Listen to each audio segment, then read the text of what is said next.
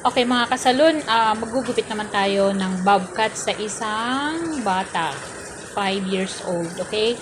So, syempre, binawasan natin sa likod, diretso, at ngayon ay ginugupitan natin ng pa 45 degrees. Ayan. 45 degrees ang hatak natin mga kasalon kasi bob cut siya. Depende sa haba na gusto ng customer o nung nagpagupit. Okay, so dun sa likod, papunta sa gitna, lagi magkabilaan, 45 degrees. Ngayon, dito na tayo sa harap. Yan. Siyempre, tinanong natin kung hanggang saan yung haba. So, yun ang susundin natin. So, ang paghatak natin ay papunta sa likod. 45 degrees din po siya.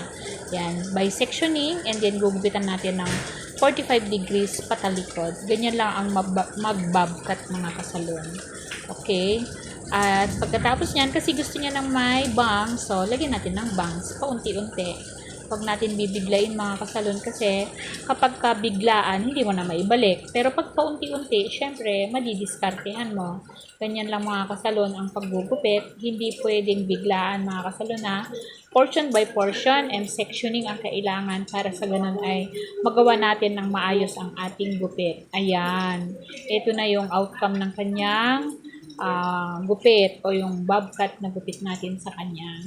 Ganyan lang ang gusto niya. Ayaw niya ng sobrang maiksi at ayaw din niya ng sobrang mahaba. Yan, para hindi siya mag-fly away. Hanggang ganun lang yung gupit natin. Hanggang shoulder length lang siya. Kasi pag lumagpas na yan, magpa-fly away na po siya. Yan, ito na yung outcome mga kasalon.